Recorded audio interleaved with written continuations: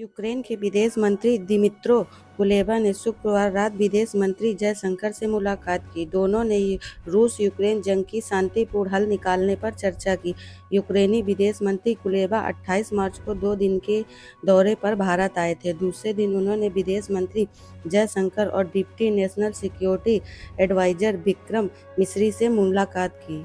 दोनों नेताओं के बीच भारत और यूक्रेन के रिश्तों पर बातचीत हुई। यूक्रेन पूर्व सोवियत देश है, ऐसे में यूक्रेन की स्थापना के बाद से भारत के साथ उसके कोई खास संबंध नहीं थे। G7 की बैठक के दौरान जापान के यूक्रेनी राष्ट्रपति जेलेंस्की ने पीएम मोदी से मुलाकात की थी। 28 मार्च को कुलेबा ने एनडीटीवी को दिए इंटरव्यू में कहा, भारत और रूस के रिश्ते सोवियत काल की विरासत हैं। सोवियत संघ खत्म हो चुका है और इसलिए दोनों देशों के रिश्तों का कोई भविष्य नहीं है।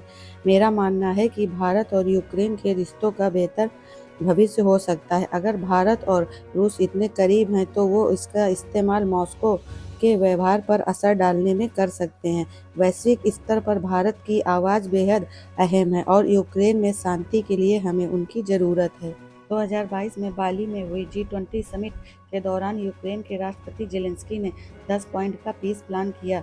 इसमें यूक्रेन ने जंग रुकवाने के लिए कुछ शर्तों का जिक्र किया था, जैसे रूस यूक्रेन से अपने सैनिकों को पूरी तरह से बाहर निकाले, सभी यूक्रेनी कैदियों को रिहा करे, रूस न्यूक्लियर सेफ्टी और एनर्जी सिक्योरिटी जैसे मुद्दों पर यूक्रेन को गारंटी दे, हालातों पर नज़र बनाए रखने के लिए एक ट्रिब्यूनल बनाया जाए, रूस जंग की वजह से हुए नुकसान का यूक्रेन को भुगतान करे, युद्ध अपराधों के लिए रूस को जिम्मेदार ठहराया जाए।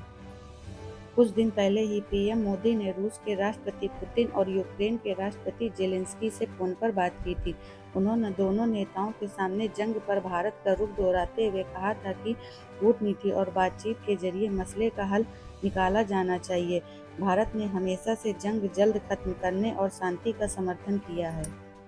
फरवरी 2024 में रूस यूक्रेन जंग को 2 साल पूरे हो गए।